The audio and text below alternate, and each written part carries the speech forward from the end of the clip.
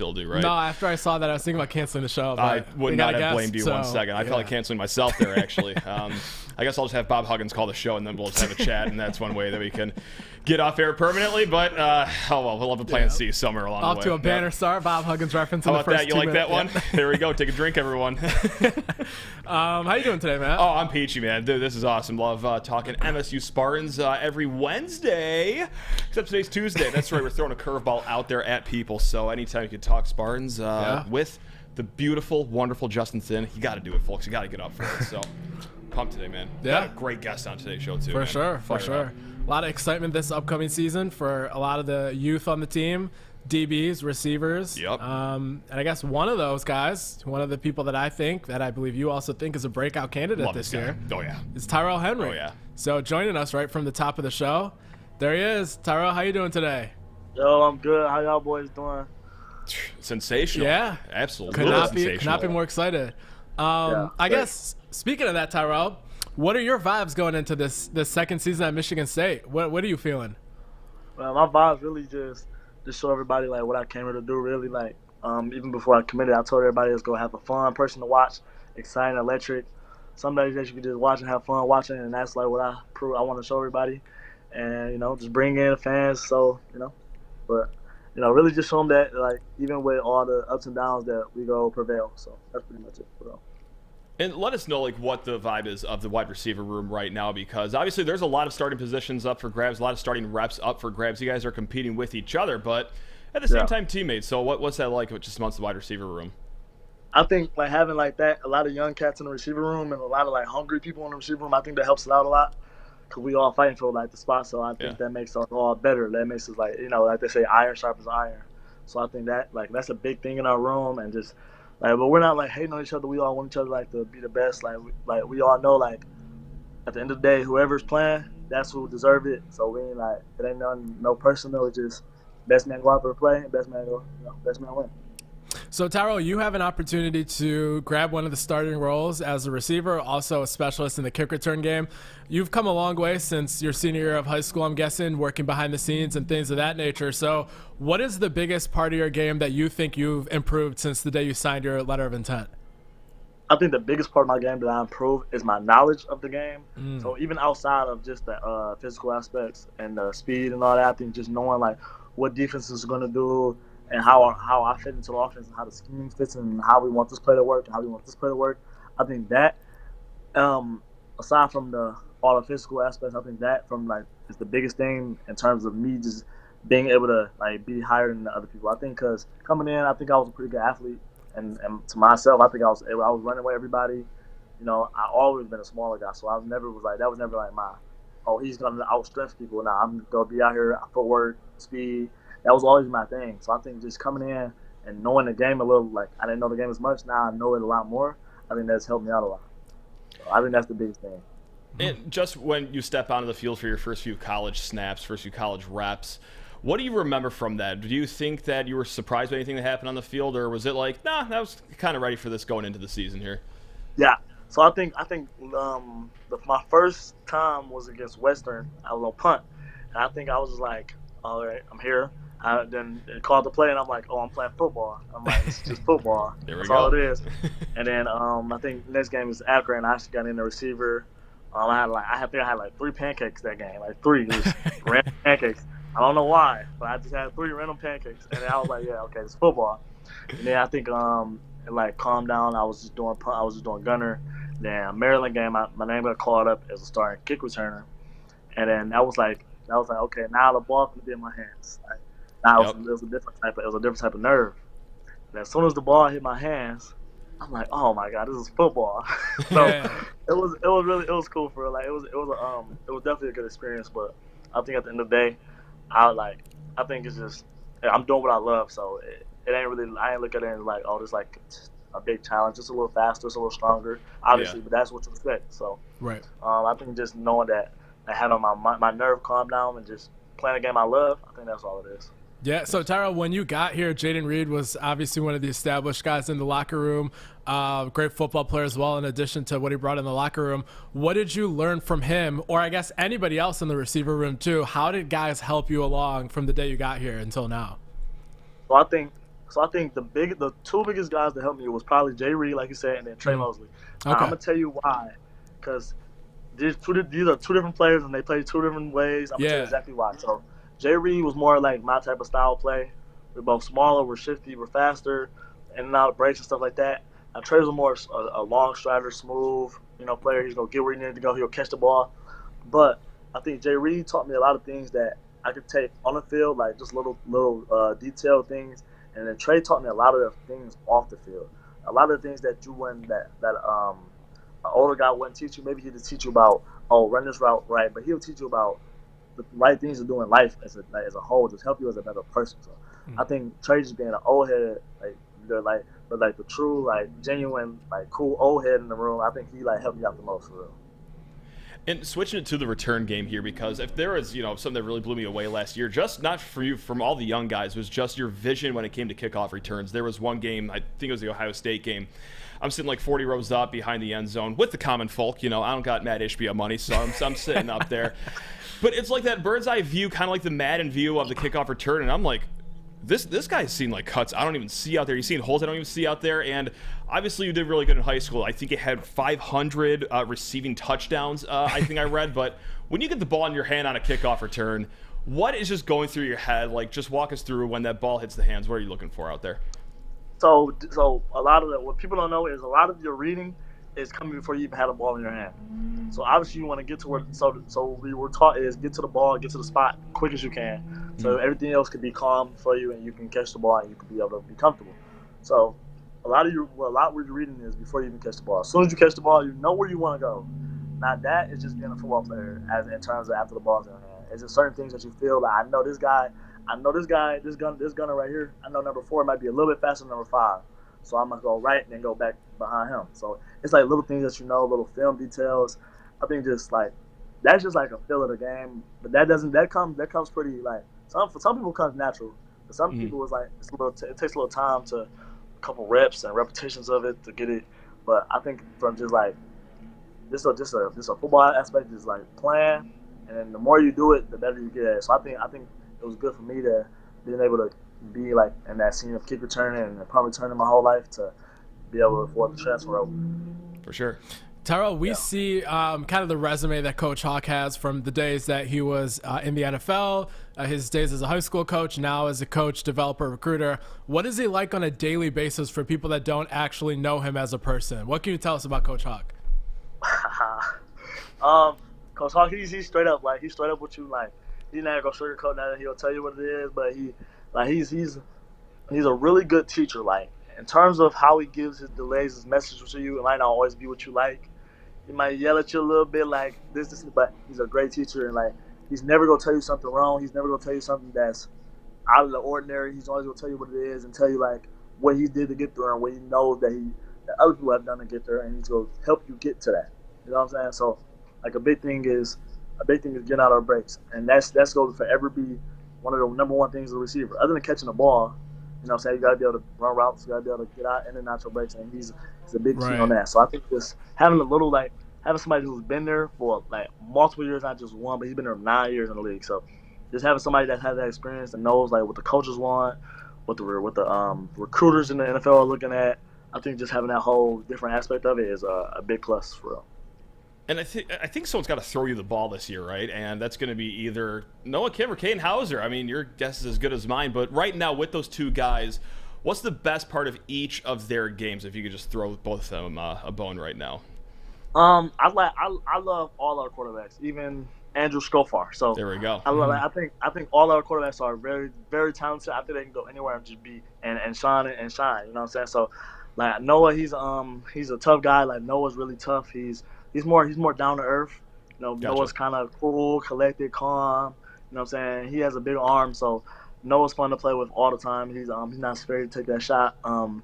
Katin, he's my guy. Katin's my guy. We got a little connection going on. So Katin's he's calm too. He has but he's real calm, collected, nice motion, nice. He has a good fundamentals. He's cool back there. He knows what he's doing. So I think both of the guys really I think.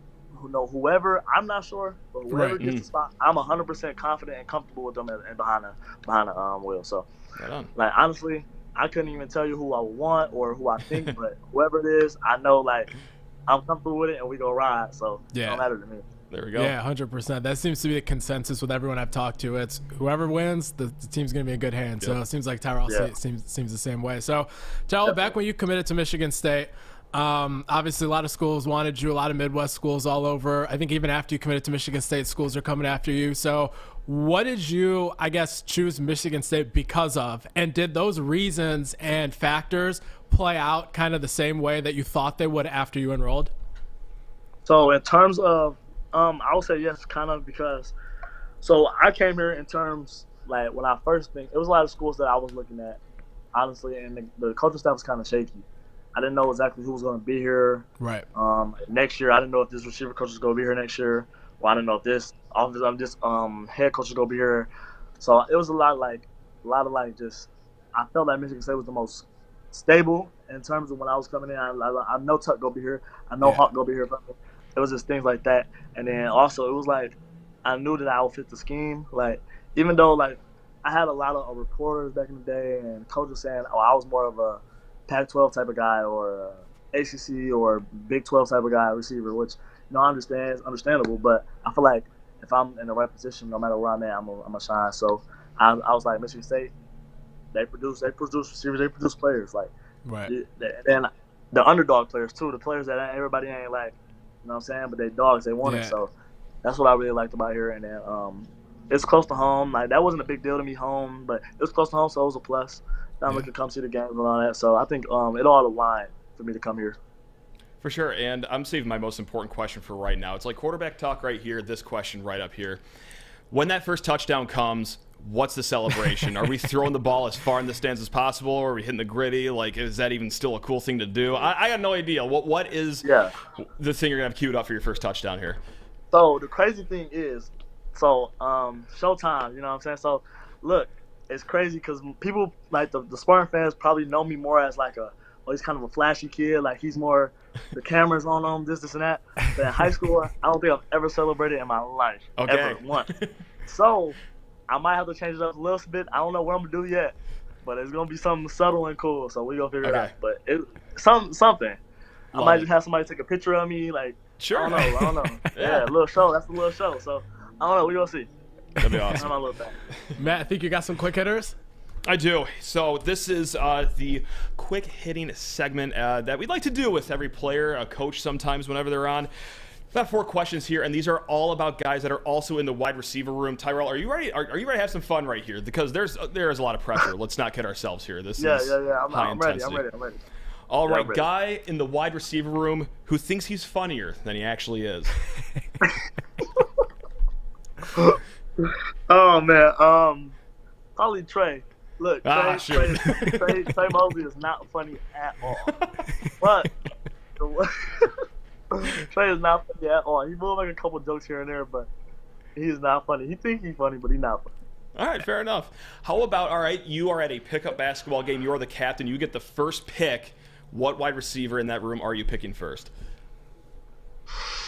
Antonio Gates. Okay. That checks out. That makes sense. Yeah.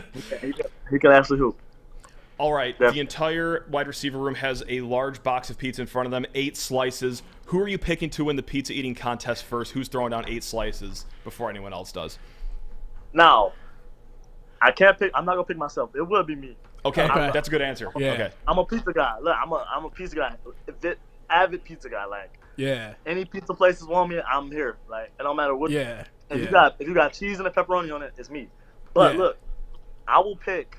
Other than me, I would probably give it to. Let me see. Let me think about this first. Probably Christopher Fitzpatrick. Okay. Fair enough. Yeah. Sounds good.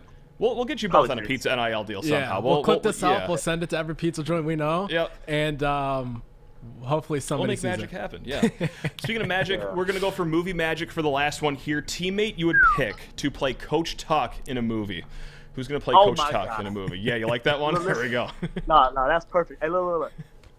I already used him, but the funniest person in the room, he imitates all our coaches. He's hilarious. Antonio Gates, look, I promise you. Hey, look, listen, I promise you he'll do it perfect. All you got to do is cut his hair off. Gold. That's awesome. Gold. That's awesome. Tyrell, my last question for you, kind of like the same vibe, is I think I asked you this when you came on as a recruit 2 years ago, but want to know the updated top 5. What are you playing before the game? What's in your pregame playlist? All right, so look, let me see. Pregame playlist. So I'm more of a so look, people play. I play my game kind of different than other people. You know what I'm saying? So people like that high upbeat music, but I like to calm down. I like to breathe. I like to relax. Like I want to be in a calm mindset before I play, so I know everything is under control. Like I'm all under control. I'm you know what I'm saying, cool and collected. So you know gotta play some Ride Away. Gotta play some Ride Away. Okay. Gotta be in there. I'll probably go throw on a couple Kevin Gates songs. Just something like nothing too hype. Probably go a couple Drake songs in there. Yeah. You know, got to. And their Hot Lot Bling, and I don't know, something like that. Then I got, let me see, last two. Probably some old Lil Wayne. Okay. And then it's a new rapper. His name's Lil Papa. Okay. Yeah. So I wore this Lil Baby My Turn shirt for no reason. We didn't even get a Lil Baby shout out of Tyrell, so that's disappointing. Nah, Lil Baby's cool. Lil Baby's cool, but he don't got none where I'm just like. Yeah. All right, sounds good. Yeah, I feel you. We got an old Lil Wayne shout out, so I know we're playing Mega Man, Blunt Blowing, all the Carter 4, Carter 3, so that's all I need. That's the W right there. We got anything else for Tyrell, Matt? I don't think so, man. But I think I got a new favorite player on the team, though, man. I mean, I got to say, I love Trey Mosley. Trey Mosley, like Mr. Reliable, Trey's a great guy. Trey's getting roasted too much. First he's getting called an old head, then he's getting not funny. But no. I told Trey I was gonna call him an old head on the show. Though. I did. Yeah. You cleared with him first. That's good. I told him. Yes, I told him. I said, look, Trey, I'm gonna call you an old head on the show. Yeah. I think me and Trey are like the same graduating class, so that's why I take personal offense to that. Because if Trey's an old head, then I need a walker or something. But it is what it is. How do you think I feel? I graduated 35 years ago. How do you think I feel right now, man? Yeah. So I'm ancient, but no, like Trey, love Trey, but Tyrell. I mean, who's gonna tell him, Tyrell? Is it gonna be you, or is it gonna be me that tells him that you probably just unseated him for number 1 on the team in my list? So I don't know. I think he'll see himself. I don't know. Okay. Yeah. Okay. Tyrell, we appreciate you, man, all the time, all the insight that you have, and excited to see you break out this year. Appreciate it, man. Yep. I appreciate y'all. Yes, sir. Cannot wait for that first kickoff return touchdown. Yeah. I don't know. I think he had something going with the hotline bling. Yeah. Like that would roll the clock back about 6 or 7 years. Should he do that? But you know what? There's something nice about nostalgia. And with like the Showtime thing, like maybe it can be like a Trey Young sort of a bow.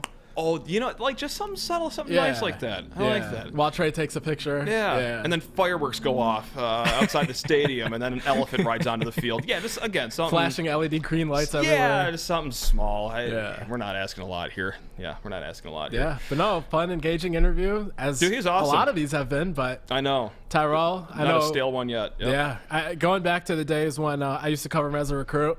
One of my favorite personalities. Him, Dylan Tatum, a couple other guys. Yep. So great to see the flair that he brings, the positive energy and enthusiasm, and it's there for the taking. This year, he's got the opportunity, and I think he has the talent. So excited to see what the fall brings for Tyrell. And I also think the return game is in good hands, too. Like, Jaden Reed brought a renaissance to the return game that we haven't seen in East Lansing in a while. Like, it was a little stale for quite some time, and then Reed showed up. But I don't think there's going to be much drop-off from Jaden Reed to Tyrell Henry, especially, as Tyrell moves on through his career. It's going to be a lot to ask for, immediately. I mean, he still is a young player, but he's got the tools, got the traits, got the vision. He's going to be back there for at least 2 years, too. So it's going to be good to have that longevity back there, that continuity for a couple years. So going to be exciting. He's a guy that can both be that run-after-catch guy that you get the ball to right at the line of scrimmage, or you kind of use him to spread the defense back. So going to be used in a multitude of ways. Exciting days. Love it. Yeah. Absolutely. Positively love it. And you know what? I also love the addition that Michigan State just got not too long ago.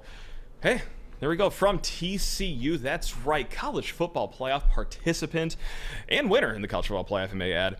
Keon Stewart. Yeah. From the Horned Frogs of TCU. 46 tackles, 10 pass breakups, 1 interception. Justin, you want to take the rest away here? Yeah. Takes to church. Yeah, so Keon Stewart, as you said there, fair amount of production. He's a senior. One thing to note here is that he was behind NFL draft pick.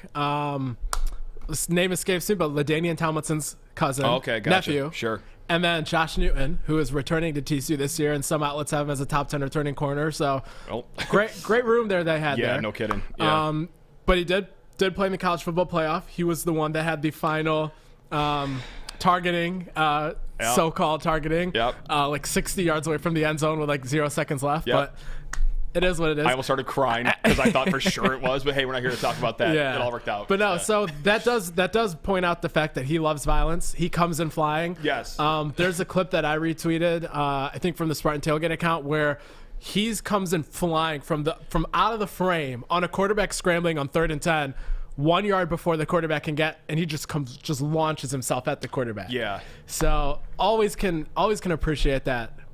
That clip, because I saw the same clip, it reminded me of a Quavaris Crouch nuking whoever the Michigan punter was when they had to scramble and try to go for the first down, and just Crouch detonated the guy a yard before the first down. That clip was very similar to that one, so I know what you're talking about. For sure, yeah. So as a whole, this pickup to me is one of those things where if you can get a guy who maybe was hidden or didn't get the opportunity they deserved at TCU to come in here and possibly be a steal and a starter, great, even better. If it's just someone that adds depth to a room that is very young and very unproven but exciting, even better. So the way I see it is either Keon is going to be somebody that starts and makes the room better, or the young guys can beat him out and start over him, and either way, the room's in good hands. So that's kind of the way I see it, and I think this is an exciting pickup. It's all about depth in the spring transfer portal window. And that was the first thing, really the only thing I was going to exclaim on with his game is just how hard he does hit, because he has a little highlight package on his Twitter feed, a bunch of spring practice clips, trying to get his name out there, of course, like all transfer portal entries do. And some of these hits he's laying on in spring practices, I'm like, are the coaches happy about this? Because he is like nuking some of these guys right now, and I'd imagine the coaching staff would want to get out of here alive. But the kid does lay the wood, no question about it. So I mean, when he's on the field, I don't know what number he's going to be at, but when number whatever's on the field, just maybe follow him a little bit. It could be fun. Yeah. Plus, at the end of the day, I'll take a corner that, even if he can't stick with a guy, that when he's on the field, he's going to make himself an asset with his tackling, as opposed to maybe someone that also doesn't have like a very, very high ceiling, but then isn't very aggressive. So tiebreaker will always go to somebody that plays football the way Keon Stewart does, in my opinion. Yeah, downhill runner just on run plays, just absolutely crack people. So.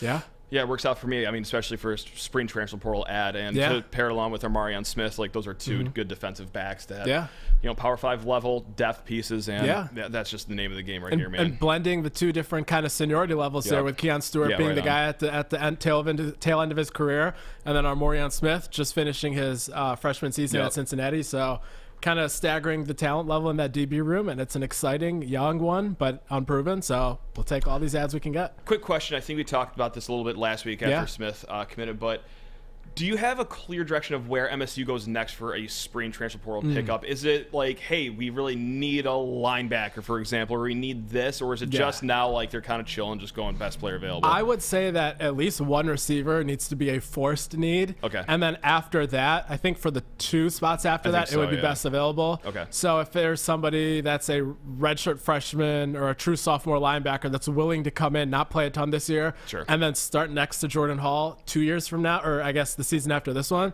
that would be somebody that might be considered a need. But for the most part, I'm looking best available after one wide receiver, personally. Cool. There we go. Are they on like the 5-yard line of any receiver right now, or is it still kind of just the waiting period? I think there's a couple receivers. They've been on the 5-yard line for a while now. I guess that's the portal, so it's hard to say really at this point. Sorry, I'm putting you on the hot seat. No, you're good. That's a question that I'm sure everyone had in their mind when the portal comes up. It's always curious because there's also like no real like hard deadline coming up like very soon for the spring transfer portal too. So like that's what makes it tough too. It's like there's no real concrete timeline. My understanding is that really there is like no deadline whatsoever. Ideally, everyone that wants to kind of be ingratiated in the playbook and wants to be kind of on a smart timeline, it would be the start of summer classes. But really, honestly, you could take until the start of fall camp if somebody really wanted to. Sure. So Right. processes could be dragged out, could be committing tomorrow. It's really, there's no sort of understanding there of when this could play out. Stay tuned then, I guess. Yeah. As much as I hate to say it because I'm very impatient, but stay tuned. So there we go. Yeah. Let's talk QBs. Let's talk QBs. Let's talk QBs. I like them both. Yeah, I do too. And that's not disingenuous. Like Yeah. I truly, in my heart of hearts, believe that. Like, and okay, I'm not it's not just me, the slappy fan, saying that. Like, clearly the coaching staff is probably in a good spot mentally with this too, because it's not like they're gonna go reel out some quarterback. I'd be stunned if they tried to land a quarterback in the spring transfer window. No. Like, let's just put it that way. So stunned that I almost just had a stroke 10 seconds ago. But I mean, that's no. So yeah, I agree. I think I've asked around off the record of who guys think may win the job. Okay. And I asked an even number of people. Okay. I like that. I'll just say I asked 6 people. Okay. All on the team, and it's 3-3. There you go. There you go. Yeah. Wow. And it was off the record. There's no reason for them to kind of lie. No, so of course, that's kind of where it is. Yeah. So as you see right now on the screen, we're seeing highlights from Noah Kim from his senior year at out in Virginia. He obviously shows a lot of ability to improvise. Yep. The deep throws, which we've seen in the spring game and and in the game against Minnesota. That's kind of on display there. Pretty athletic as well, and he's a guy that brings some juice to the offense. I don't think it's unfair to say that when he was out there last year, the team responded differently than when Peyton Thorne was out there. Small sample size, obviously, granted, but I think that's kind of a observation that I've heard from numerous people. But yeah, he has some nice talent, nice arm talent, probably underrated, and I think Michigan State fans know that if he were to be the winner, I think competency is the floor there, and maybe some excitement is the ceiling there. So that's kind of how I would summarize him. And then also have a video of Katin Houser. These are 2 videos I cut up and posted yesterday and today. Katin is a guy that obviously everybody knows as the kid with the recruiting pedigree. Yep. The former 4-star at St. John Bosco. We'll go through some of his plays here as well. So there you see Katin just launching a frozen rope, sort of with great ball placement, as we saw with Kim a few times as well. Great elusiveness out in the open field. Second level defenses didn't stand a chance. And I should point out that the competition level that Katin is playing is probably some of the best in the entire nation. Yeah. Obviously, you don't want to hold that against Kim, as you can only play who's in front of you, but it is a anecdote that speaks to somebody's preparation coming into college. But obviously now both guys are at least a year away from that. As again, you see Katin is just lethal with his legs. Time and time again is able to take advantage of designed runs. Here you see another one where he beats the defense to the edge and looks like a natural kind of dual threat quarterback, even though he's categorized as a pro style guy. The poise here, the footwork, the ability to not kind of lose sight of the play and throw that touchdown, I think that was refreshing, and Michigan State fans didn't see a lot of that last year. So you kind of see both guys here, definitely athletic. Both guys are definitely able to make plays after the clean pocket is broken. That is something that we need to see this year on the field.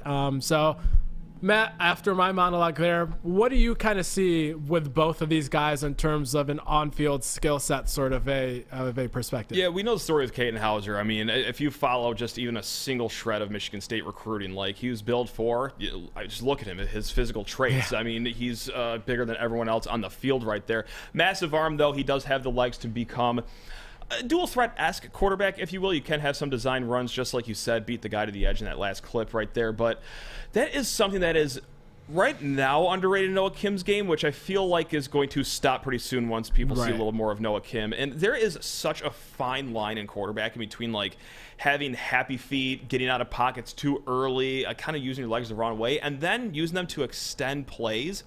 And I feel like Noah Kim does teeter on that right side of it, of like, no, he does have live legs, uses it smartly, knows how to time his escapes from pockets and what to do when he is on the run as well. Because if I'm not mistaken, I think it was the Akron game, I think he had some nice throws on the run there in that game as well. So, I mean, Of course, better to throw in a clean pocket, but hey, I wish I can get a clean pocket every time I drop back to pass too. It's just not the world that we live in. But yeah, so when it doesn't happen though, Kim, pretty solid passer on the run. So that's what I like about his game as well. But right now, as it stands, I think it's a win-win. Yeah. I mean, if Kim wins the job, you could clearly see why. Like, he does have live legs. He does have a pretty solid arm. Yeah. No question. We saw some bullets. We saw some dimes, if you will, at the spring practice. And then, Katin Houser, if he wins the job, okay, well, it's all the physical tools.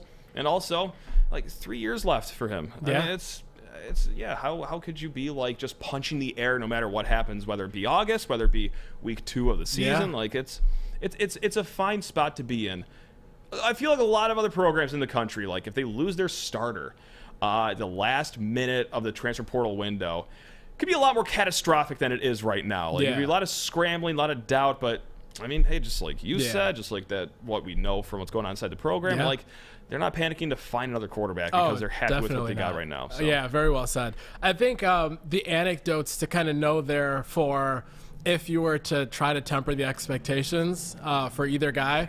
I guess starting with Kim, it's important to understand the stakes, and every time that we saw him do well, it was in either mop-up duty or a blowout in a actual game, meaning the other team either has backups in or they're playing a simplistic shell defense that is kind of easier to read, and they're not changing the picture in that sort of a margin of the game.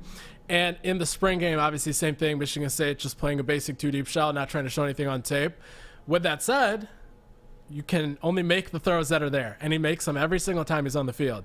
But just kind of adding the realistic expectation that you can't expect Kim, if he wins the job, to lead a touchdown drive every single time he's out there. Yeah. That might be what he does every time he comes in and we see him, but that probably won't be the case in a tie game, first quarter. Sure. Teams are trying to change the picture, starters are in. Just water will find its level, but arm talent is there. Katin Houser, he's a guy that there was politics involved at his high school where the other quarterback was the son of one of the most influential guys in football in the state of California, Steve Clarkson, his son Pierce Clarkson. So that kind of hurt the reps that he got in college or in high school, I should say. And now we haven't really seen him a ton so far, so there's going to be probably a greater learning curve there. So with both guys, it's not just, hey, you put him in, suddenly drastic upgrade in the quarterback room, everything's smooth sailing. So tempering expectations both ways.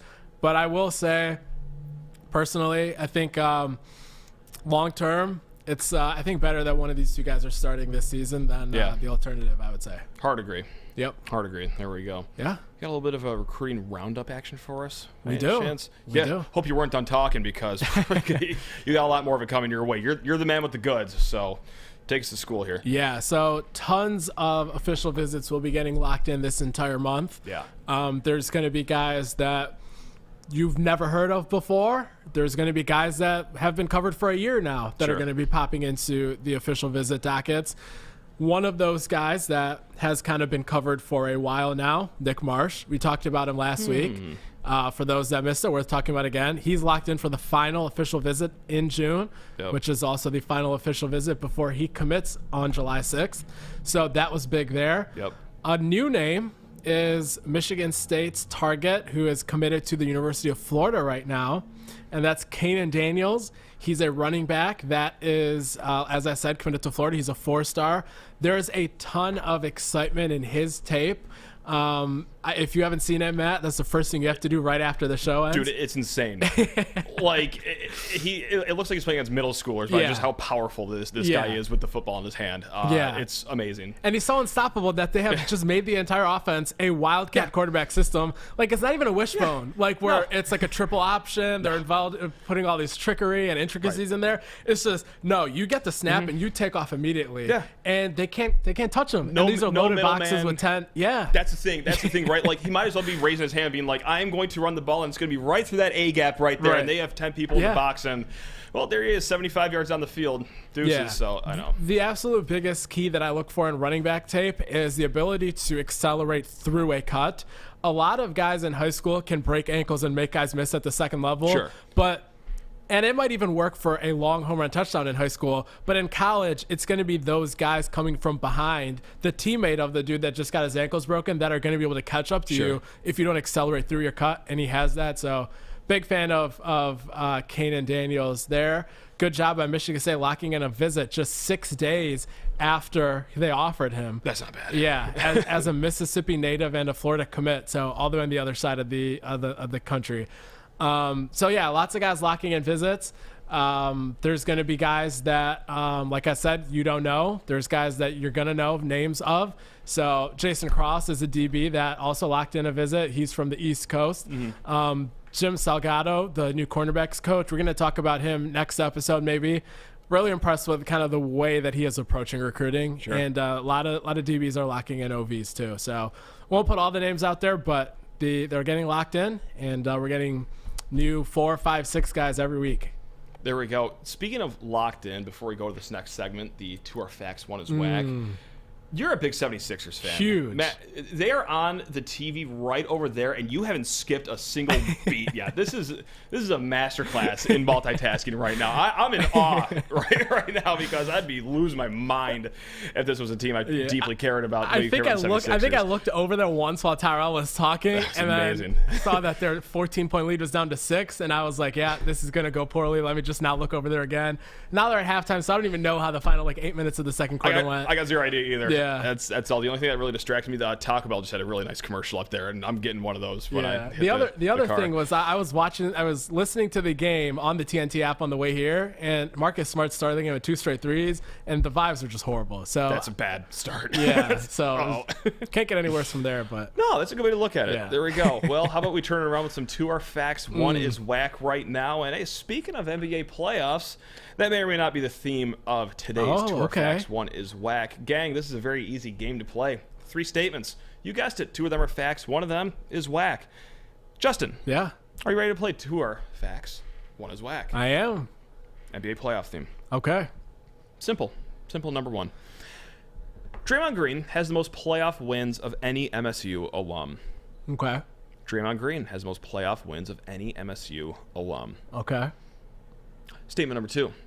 Max Christie has scored the most points in this playoffs of any player picked in the second round in last year's draft. Ooh. Okay. Like that one? Yeah, there you go. That's how I chewed up about a half hour of time today researching that one. And last but not least, aside from Max Christie, should the Lakers win, there are 3 former Spartans, that's right, that are going to be getting rings that have a bench role on the Lakers. It's a lot of language there, but just bear with me there. Yeah. Can you repeat that last one again? I absolutely can, because that was very confusing. Besides Max Christie, should the Lakers win the NBA title, there are 3 additional former Spartan basketball members that will be getting rings that have bench roles with the Lakers. There's a manager. Okay.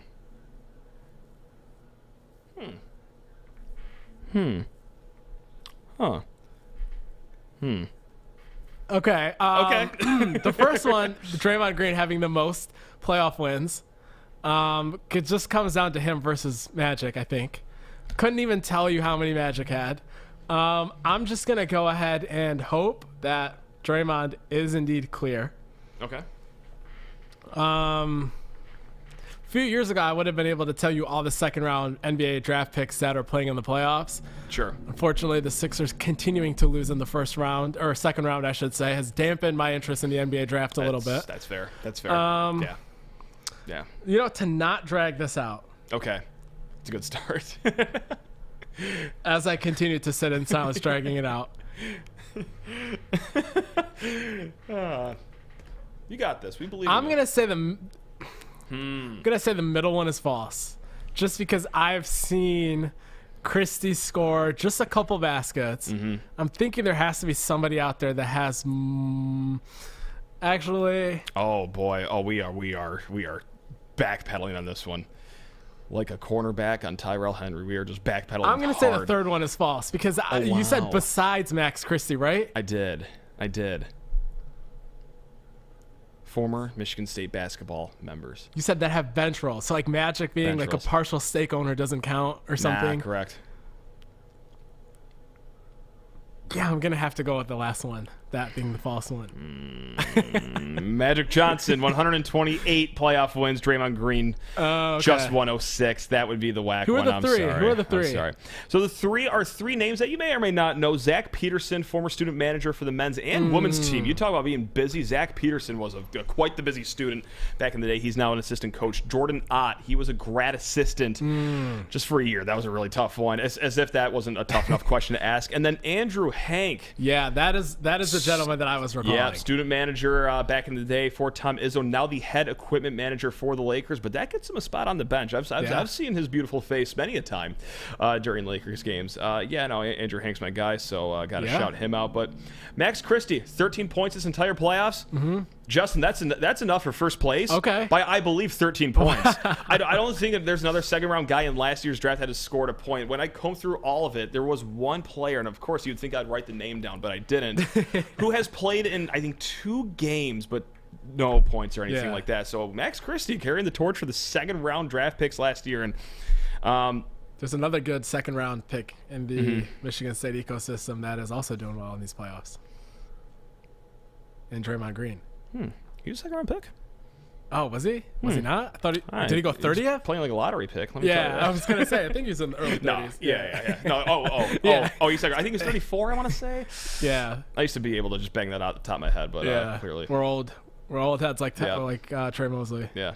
I couldn't help but to laugh when you say not to drag this out, because like I have a rule of thumb in life. Whenever you're like at a wedding and the best man or maid of honor, or like at a funeral and people get to speak about wherever you're at in life, if someone starts a speech with, all right, I'm going to keep this short. It's never short. Get ready for the longest speech you've ever heard in your entire life. Go to the bar, get another drink, like really just nestle into your seat, because you ain't leaving anytime soon when someone kicks things off with, I'm going to keep this short, everyone.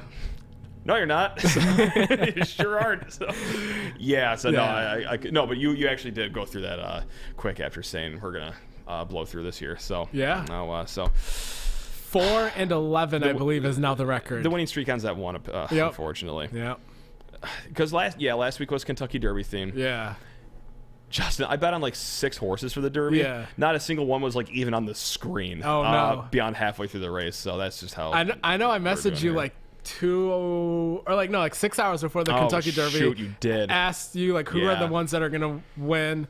And I blindly chose the very, very first one because it was like the coolest name. Yeah. And I don't even know what happened with that horse. He's still out there trying to finish against all odds, whether it's Angel of Empire or it was Angel of Empire. Yeah.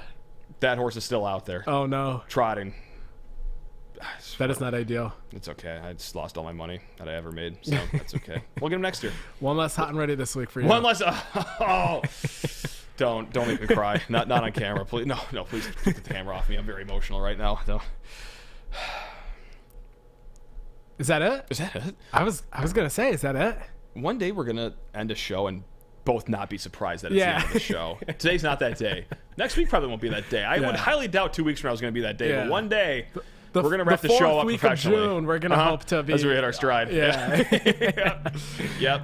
Yeah. Right after Nick Marsh OV week. That's when we're going to really tighten things up here. But until then. So the stakes get serious. Until then, it's just out. I'm going to start wearing suits to those shows. It's going to be nuts. Yeah. Yeah, show them flex, stunt on them. I start wearing more appropriate attire than neon green Crocs. Are those off-white? That's no, they're man. They're not. I'm gonna look for off-white Crocs today. You should. Hopefully that's a thing. Do they exist? Do you think? Hopefully Virgil Abloh gave those to us before he passed. Rest in peace. R.I.P. Virgil R.I.P. Abloh. One time for him. Yep. There we go. But on that note, that does it for this week's episode. If you have Virgil Abloh on your bingo card, go ahead and cash that ticket right now. But all the name drops today. Yeah. Start with Bob Huggins, end with Virgil Abloh. So there we go. We do it all here on SD4L. Yeah. We hit all bases here. There we go. And we'll be back to hit all the bases next week as well. So thanks for joining us, and we'll be back next week. So appreciate you tuning in.